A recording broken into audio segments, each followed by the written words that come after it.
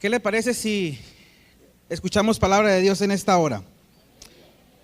¿Quiere escuchar palabra de Dios? Bueno, pues ahí donde está, le decimos al Señor que hable en nuestros corazones. Que si en nuestros corazones hay alguna situación, molestia con Dios inclusive, porque puede ser, me ha pasado, nos ha pasado. A veces sentimos que Dios no está obrando en nuestras vidas, pero le decimos al Señor que Él hable a nuestros corazones. Señor, aquí estamos delante de ti, te damos gracias, Padre, por tu palabra que va a ser predicada. Gracias porque nos has entregado en nuestras manos, Señor, la oportunidad, Señor, de reflexionar en ella. Te pedimos en esta hora, Espíritu Santo, que hables a nuestros corazones, habla a nuestras vidas, Señor. Si hay sequedad en nuestro corazón, Señor, que podamos ir a la fuente inagotable, Señor, que es tu palabra, para poder encontrar, Señor, agua fresca que refresque, Padre, nuestra alma, nuestro interior. En el nombre de Jesús, Señor, guíanos en este momento, Señor, para que podamos comprender tu palabra, Señor, para que podamos aplicarla a nuestra vida, para que podamos todos nosotros, Señor, poner a disposición nuestra vida completa, Señor, a tu servicio, a tu gloria y a tu honra, Señor. Tu pueblo, Señor, quiere escuchar, Señor, tu palabra. Permite, Señor, que nuestros oídos puedan, Señor, atenderlo en esta hora. En el nombre de Jesús oramos, Padre, a ti. Amén. Muy bien. El tema que quiero compartir el día de hoy es acerca de las influencias del cristianismo. Sin lugar a dudas, hermanos, el tiempo que estamos viviendo es un tiempo muy difícil, ¿verdad? ¿Verdad que es un tiempo muy difícil? El reto que el cristianismo tiene en este tiempo es distinto al que tuvo en la iglesia primitiva, es distinto a los años 50, es distinto a los años 80, es distinto a los años 90. El tiempo en que estamos viviendo es un tiempo de muchas dificultades. El mundo cada vez más está perdiéndose, cada día más está extraviándose. Los valores ya no son valores, ahora lo que reina son los antivalores, todo lo que va en contra de lo que Dios ha establecido. Por ello es que el cristianismo tiene un reto y tenemos todos nosotros delante, frente a nuestros ojos, un reto muy grande que tenemos que superar. Y quiero en esta hora tomar como base bíblica el pasaje que vamos a encontrar en Mateo 5:13, por favor.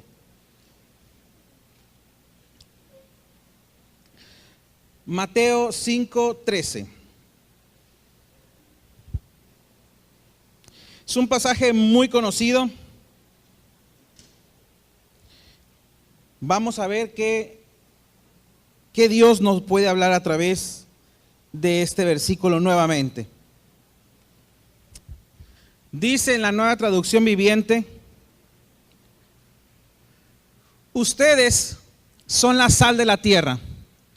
Pero ¿para qué sirve la sal si ha perdido su sabor? ¿Pueden lograr que vuelva a ser salada? La descartarán y la pisotearán como algo que no tiene ningún valor.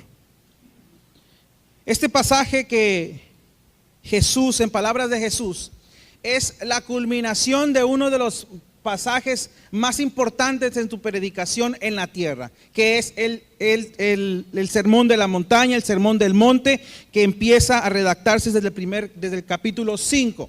Después de Jesús enlistar algunas bienaventuranzas, Jesús cierra su predicación con un par de ejemplos de qué somos los cristianos, qué somos los hijos de Dios. Y una de las figuras que utiliza Jesús para compararnos, pero es interesante cómo en esta ocasión Jesús no utiliza una figura literaria como se utiliza en algunos pasajes de Salmos, de Proverbios, cuando dice la palabra como. En esta ocasión, en el pasaje que leemos, Jesús es claro y no dice ustedes son como la sal. Es muy interesante el pasaje que Jesús que el escritor de Mateo nos está dejando de lo que dijo Jesús, porque dice claramente, ustedes son la sal. A mí me llama mucho la atención que en algunas otras ocasiones la Biblia sí nos utiliza ustedes son como la luz de la aurora, como el día, hasta que el día es perfecto, ¿verdad? Pero la palabra que nos marca la diferencia para leer estas cuestiones de la Biblia es identificar ciertos elementos que nos hacen pensar que son comparaciones. Sin embargo, aquí Jesús no nos está comparando con la sal. Jesús está diciendo claramente, ustedes son la sal de la tierra. Y después en el versículo 14, Él hace la comparación que nosotros somos la luz del mundo. Pero en esta ocasión nos vamos a quedar solamente con la comparación que Jesús, la afirmación que Jesús hace de que usted y yo, como seguidores de Jesús, somos la sal. Di conmigo, soy sal. Soy sal. Ok. En esto nos vamos a quedar hoy y vamos a explicar con la ayuda del Señor qué significa que Jesús nos diga a nosotros que somos la sal de la tierra. ¿Qué significa en la vida práctica ser sal? No significa ser, bueno, vamos ahorita a explicar mejor con mayor detenimiento. Usted sabe que por increíble que parezca, la sal es la única roca que el ser humano puede consumir. No hay otra roca que el ser humano pueda comer, pueda consumir, solamente la sal. Y la sal es considerada una roca.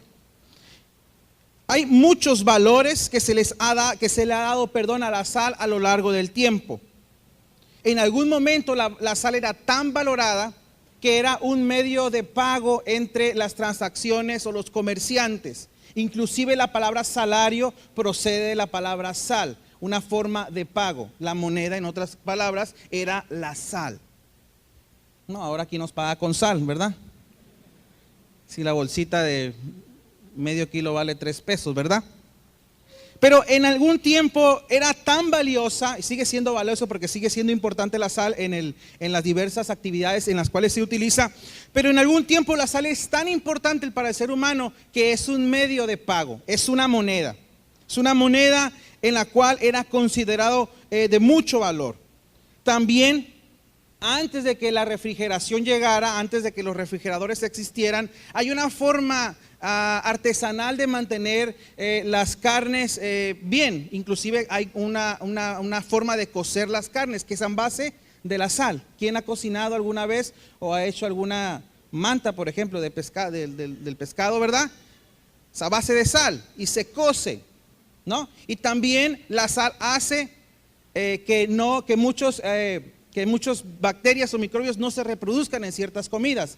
Entonces, quiero que en esta hora veamos diversos usos que tiene la sal y quiero hacer algunas aplicaciones prácticas a nuestro cristianismo. Yo estoy delante de ustedes con mucho respeto y con mucho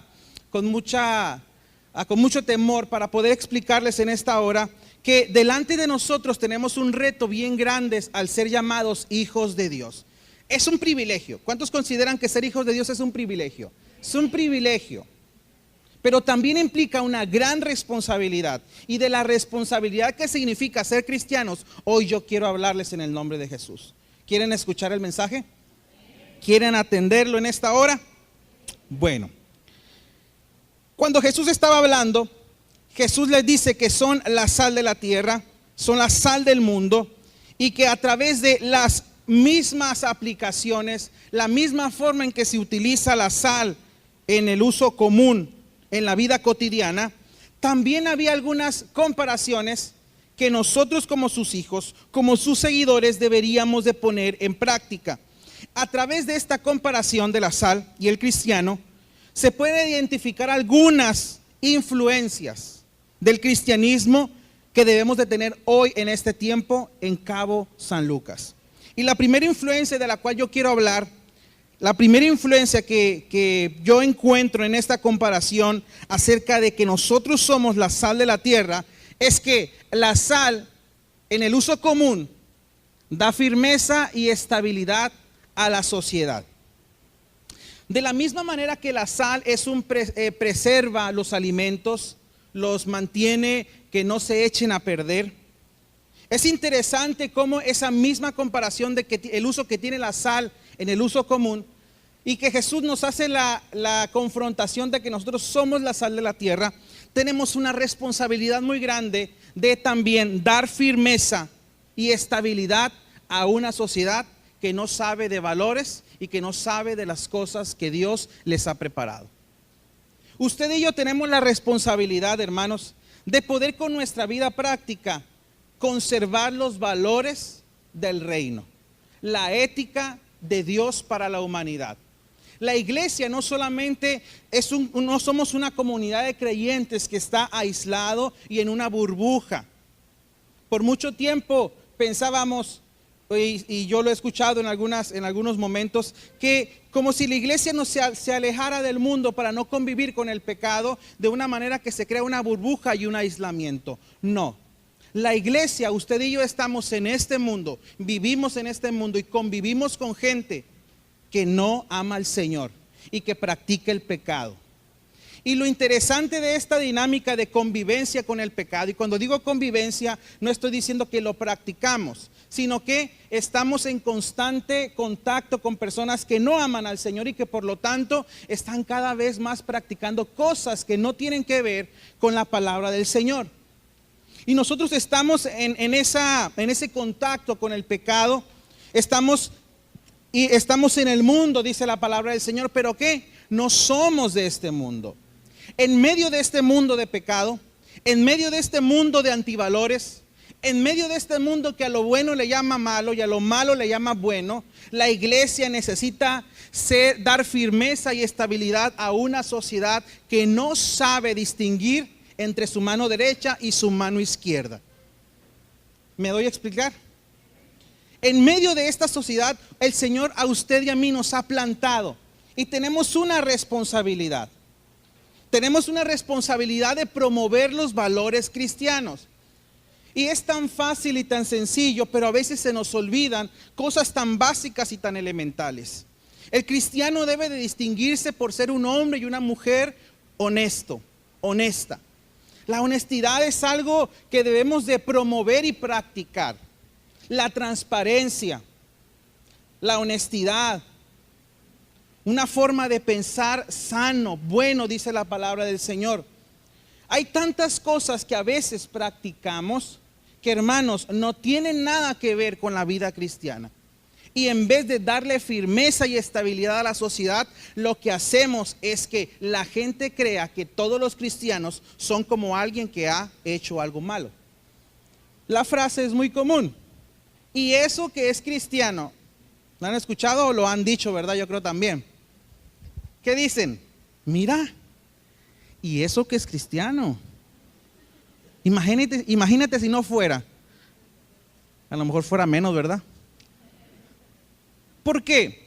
Porque tenemos la responsabilidad de dar firmeza. En esta comparación que Jesús hace de que nos llama a nosotros la sal de la tierra, nos está llamando a cumplir un rol de promover los valores del reino.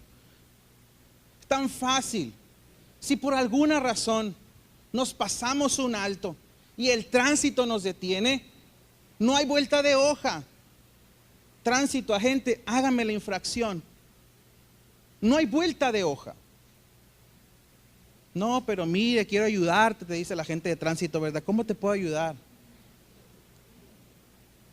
En las cuestiones morales, hermanos, no hay ventanitas para hacer excepciones. Se equivocó, se brincó el alto, se estacionó donde no debería y llega la gente de tránsito. ¿Qué es lo que usted y yo tenemos que hacer como cristianos? Aceptar la consecuencia. ¿Amén o no amén? No debemos de entrar en una dinámica de la corrupción, por ejemplo. Entonces, en estos temas, hermanos, el cristianismo, usted y yo, que somos hijos de Dios, tenemos una responsabilidad bien grande. ¿Sí me estoy explicando? Es una responsabilidad bien grande. Y una responsabilidad de dar firmeza y estabilidad a una sociedad, hermanos, que cada día está perdida en sus valores. Usted y yo, al ser cristianos, somos la sal de la tierra. Eso es lo que Jesús nos habla y nos dice. Y podemos notar también que además de este ejemplo de la estabilidad, de la estabilidad, la sal tiene algunos usos en la construcción. En algunos terrenos, cuando se hacen carreteras, la primera capa, una de las primeras capas para que la tierra esté sólida, firme, es que le echan una capa de sal para que la sal en la tierra haga un efecto de la firmeza, y entonces empieza todo lo que tiene que ver con las demás capas que se hace en una carretera. La sal da una firmeza también a la tierra en el uso común. Por eso es que aquí estoy tratando de explicar que el uso de la sal en estos aspectos nos habla, hermanos, a que podamos podemos practicar un cristianismo que dé solidez a nuestra sociedad. ¿Usted cree que el mundo necesita de Dios? Necesita de Dios. Pero ¿sabe? Jesús se va a hacer presente a través de sus actos, a través de mis actos, a través de lo que yo practico todos los días. De ahí la importancia entonces de que podamos vivir un cristianismo comprometido. De que estamos aquí en la casa del Señor, estamos escuchando la palabra de Dios, tenemos tiempo viniendo a la casa de Dios, agarremos compromiso cada vez más al Señor. Cada vez más comprometámonos con Él para que podamos ser de ejemplo a una sociedad que cada vez está perdiéndose en sus delitos y sus pecados, dice la palabra del Señor. La segunda influencia que se desprende de la aplicación o el uso de la sal va aunado con el que acabo de mencionar. El cristianismo es un conservador en los valores éticos cristianos. Lo mencionábamos al principio en este uso de la conservación de los alimentos a base de la sal. Esa misma aplicación nos deja ver que el mundo está en una crisis ética profunda. Nosotros como cristianos, hermanos, tenemos la oportunidad de darles ejemplo. Cuando Jesús nos dice, y yo en algunas ocasiones, y puede ser que sí se hagan algunas implicaciones, yo generalmente cuando estaba estudiando este pasaje, y rápidamente se me venían a la mente algunas predicaciones que yo he escuchado, que son buenas y podemos hacer aplicaciones a esto, pero generalmente había escuchado sermones en cuanto a esto, de que nosotros como cristianos le damos sabor al mundo. Yo creo que más de alguno de aquí ha escuchado este pasaje con esta explicación. Nosotros somos la sal del mundo y le damos el sabor, así como nos quedamos con una aplicación solamente, viendo que podemos explorar muchas más aplicaciones de cómo nosotros, el Señor nos llama que somos la sal y que tenemos que practicar un cristianismo que sea altamente moral. En el Antiguo Testamento, una de las exigencias de Dios para su pueblo era la santidad. Recuerda los pasajes del Antiguo Testamento, la exigencia era santidad, santidad, santidad. Y es que, hermanos, a un Dios santo le corresponde un pueblo santo. Dios no convive con el pecado. Por eso es que constantemente en el Antiguo Testamento Dios está exigiéndole al pueblo que viva en santidad, que viva una vida altamente moral, altamente ética. Y es que en este mundo es muy fácil ceder al pecado. Es muy fácil dejarnos seducir por las artimañas que el enemigo pone a nuestro alcance. Pero en medio de esas debilidades, en medio de esas dificultades, nosotros debemos de recordar el compromiso que tenemos delante del Señor, de que nuestro Dios es un Dios santo y por lo tanto nosotros debemos de ser santos. Y la santidad no es una búsqueda personal que nazca y que brote del corazón del hombre. Es el resultado de la convivencia con Dios, de la conexión con Dios, de la vivencia constante con la palabra del Señor. No es que yo busque la santidad como un bien personal y que brote de mi corazón como un resultado de mi humanidad. Porque humanamente no podemos hacer lo bueno. Hay algo en nosotros que nos impide. Pero cada vez que nos acercamos al Señor, cada vez que convivimos con su palabra, cada vez que aplicamos su palabra, el Señor va teniendo como resultado en nuestra vida santidad. Y es interesante que si el Señor en la Biblia nos pide santidad, es posible que podamos llegar a obtenerla. Dios no nos va a pedir algo que no podamos adquirir o tener. Y en medio de esta dinámica usted y yo estamos. ¿Verdad que es un reto muy grande? Es un reto muy grande. Que si lo hacemos con nuestras propias fuerzas, hermanos, no vamos a poder.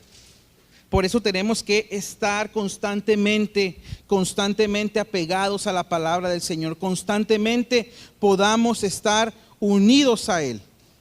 Es una oportunidad que el Señor nos da de ser cristianos, de poder influir positivamente a nuestra sociedad. Y hay diversas maneras en que podemos hacerlas. Hay muchas formas, pero una de las maneras más claras o sencillas de poder predicar el evangelio, hermanos, es a través de nuestra propia vida.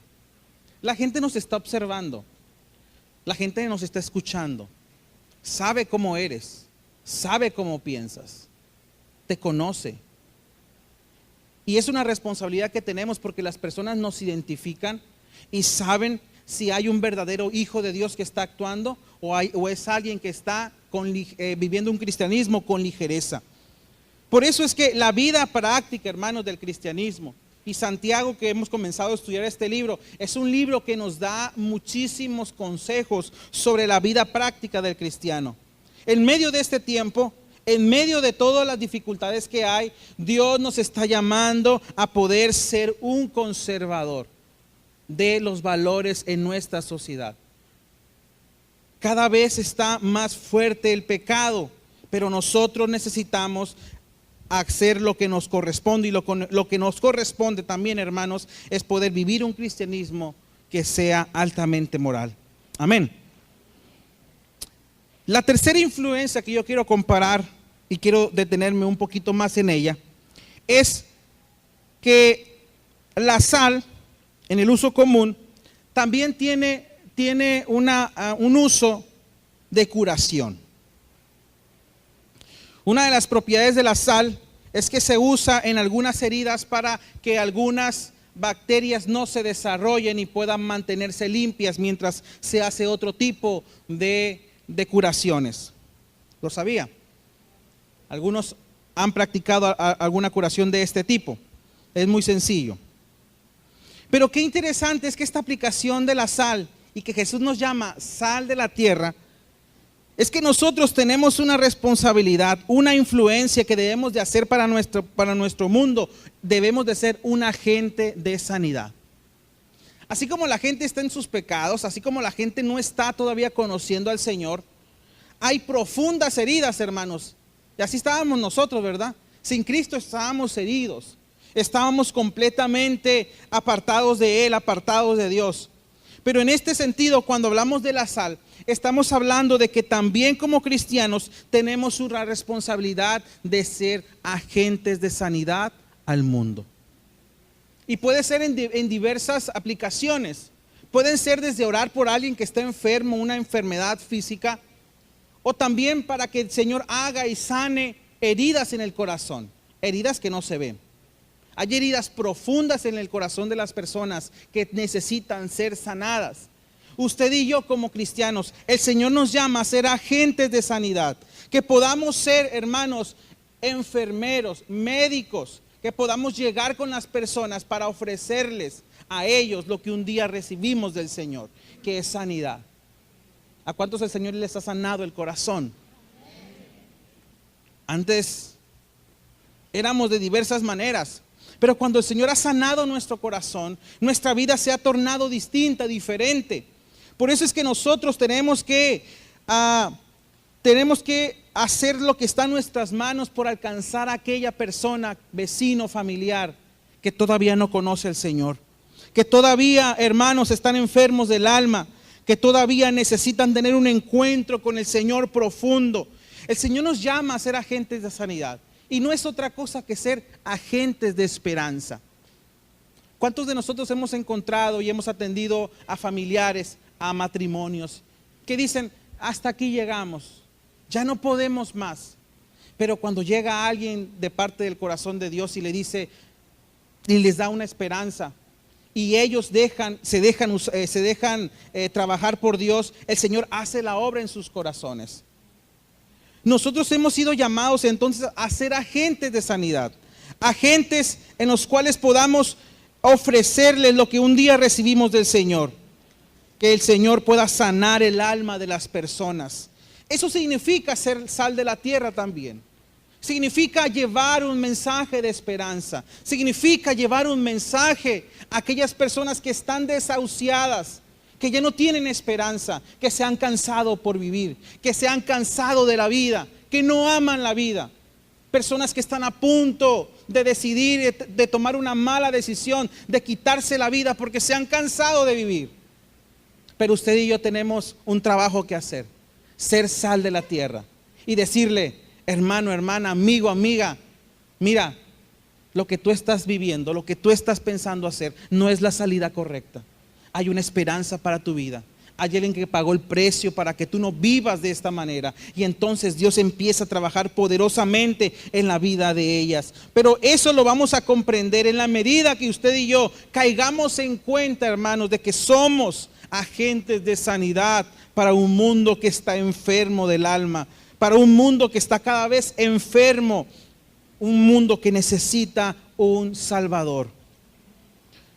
Tenemos que ser estos promotores de sanidad, promotores en los cuales podamos, hermanos, brindarles la oportunidad y decirles, hay una esperanza para ti. Tu enfermedad puede, en la voluntad del Señor, puede cambiar completamente. Hay una esperanza para tu vida. El testimonio que nuestra hermana Mireya ha compartido en esta hora es una muestra del poder de Dios. Todavía el Señor sigue haciendo milagros.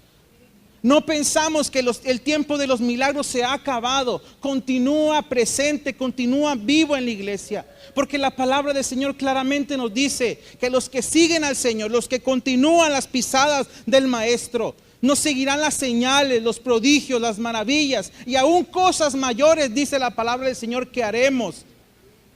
Pero es en la medida en que usted y yo nos comprometamos con la palabra del Señor. Porque basta voltear para un lado para darnos cuenta que en algunas ocasiones las señales no nos siguen, los prodigios no nos siguen. Significa que hay algo que tenemos que revisar en nuestro cristianismo, porque hay algo que no hemos entendido conforme a la palabra del Señor. El Señor quiere sanar el alma todavía. El Señor quiere sanar enfermedades. El Señor quiere hacer milagros, quiere hacer prodigios, quiere hacer cosas extraordinarias en nuestras vidas. Pero tenemos que disponernos a que el Señor use nuestra vida, que el Señor use nuestro corazón, que el Señor use nuestra vida completa. Hermanos, ya no nos pertenecemos a nosotros. A mí me da tristeza cuando a veces pensamos que podemos hacer lo que queramos. Pero hermanos, usted y yo que hemos comprendido que el Señor es nuestro Señor, que Él es nuestro dueño, nuestro Rey, ya no nos pertenecemos a nosotros mismos. Ya mis actitudes, mis deseos son entregados completamente al Señor. Y ahora yo hago lo que el Señor me dice que quiere que haga. Yo me convierto en un siervo del Señor. Yo estoy disponible para su reino. Porque Él me ha comprado, porque Él me ha salvado, Él me dio un nuevo nombre. Porque Él cambió mi vida por completo. Porque antes estábamos muertos en nuestros delitos y nuestros pecados. Y muchos de nosotros sin Cristo en este tiempo no estuviéramos aún vivos. Pero el Señor tuvo misericordia y esperanza y alguien nos habló y dijimos, yo quiero recibir a ese Cristo que transforma vidas y que hace milagros todavía. Y es por eso que muchos estamos aquí, porque alguien nos habló, porque alguien se atrevió a decir, hay una esperanza para ti. Jesús está haciendo esta comparación de que somos la sal, más allá de lo que nosotros en nuestro tiempo pensamos sobre la sal. Aquí el único uso que tiene la sal, bueno, el uso común es realzar el sabor de los alimentos, ¿verdad? Qué malo sabe una comida sin sal, ¿verdad? Con medida, ¿verdad? Pero la sal tiene un uso, ese es el uso en nuestro tiempo, en nuestro mundo occidental. Pero el mundo en el Medio Oriente, hermanos, tiene muchas más aplicaciones. Y seguramente así como de alguna manera intenté explicarlo el día de hoy, así lo entendieron los discípulos primeros cuando escucharon la palabra. Ustedes son la sal de la tierra. En primer lugar también, además de lo que acabo de mencionar, hay una riqueza y una profundidad que debemos de comprender. De que todas estas comparaciones que el Señor hace con nosotros, de que somos la sal de la tierra, nos pone en una posición muy distinta a lo que a lo mejor pensamos que es el cristianismo.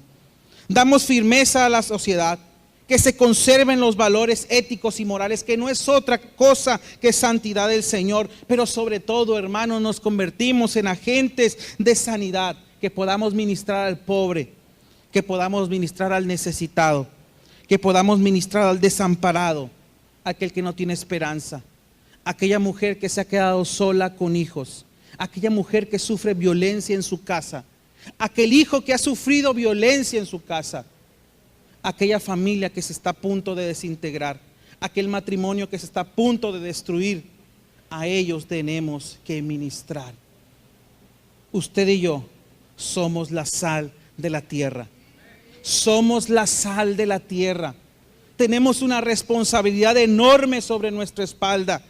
Y solo será posible en la medida en que usted y yo estemos conectados con el Señor. Humanamente no podemos hacerlos. Somos incapaces, estamos imposibilitados, estamos limitados. Pero cuando estamos unidos con el Señor, entonces esta palabra se hace una realidad en nuestras vidas. Y entonces comprendemos que lo que el Señor ha marcado para nosotros es poder hacer muchas cosas de sanidad y de mejoramiento a un mundo que necesita al Señor. Y quiero terminar en esta hora y quiero pedir a los muchachos de la alabanza que me ayuden. No podemos ser sal de la tierra si nosotros no nos convertimos primero en hombres y mujeres que seamos adoradores al Señor. ¿Dónde está la conexión? Me puedes preguntar. Y es que la adoración, hermanos, es el lenguaje en el cual nosotros nos comunicamos con el Señor. Nuestro corazón se desborda al Señor en adoración. Significa que nuestra vida comprende, hermanos, comprende que nuestra vida sin Cristo no puede ser entendida, no puede ser comprendida. Por eso, esta palabra que el Señor nos ha entregado en este día, de ser la sal de la tierra, tiene que ir acompañado de una adoración al Señor honesta, sincera, genuina. Por eso en este día necesitamos construir un altar al Señor. Y no significa, y en esta ocasión no lo haremos en el altar, sino lo haremos cada uno en nuestros lugares, levantando un altar al Señor de adoración. Apocalipsis 19. Es increíble la descripción que el apóstol Juan hace sobre lo que él recibe en visión, que es lo que sucede en el cielo.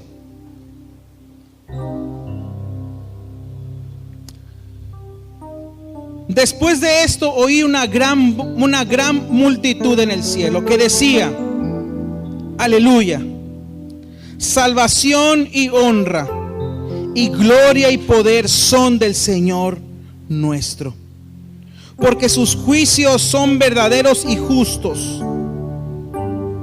En el versículo 3, otra vez dijeron, ¿qué dijeron? Aleluya. Y el humo de ella subía por los siglos de los siglos. Y los 24 ancianos y los 4 seres vivientes se postraron en tierra y adoraron ¿a quién? A Dios que estaba en el trono. Y decían estos seres: amén, aleluya. Y salió del trono una voz que decía: alabad a nuestro Dios, todos sus ¿qué? Sus siervos y los que le teméis, así pequeños como grandes. Ser la sal de la tierra significa ser siervos del Señor. Y un siervo del Señor tiene como modo de vida la exaltación y la adoración al Rey. Y qué maravilloso es encontrar que ellos gritaban, coreaban. Millones y millones que Juan vio. Era una multitud de redimidos que fue sal de la tierra. Que fue sal de la tierra, que vivió un cristianismo a la altura y a la exigencia que el Señor estaba pidiendo. Por eso en esta hora necesitamos construir un altar de adoración al Señor. Porque lo que Juan ve aquí es la conclusión de los tiempos. Y mira que explicar Apocalipsis es cosa difícil. Pero me quedo con este pasaje de lo que Juan ve en el cielo. La presencia del Señor está aquí. A eso hemos venido. no nos pertenecemos. Ahorita habrá tiempo para otras cosas, pero ¿qué le parece si construimos un altar? Elevamos nuestras voces a Dios. Y mira, mientras tú adoras al Señor,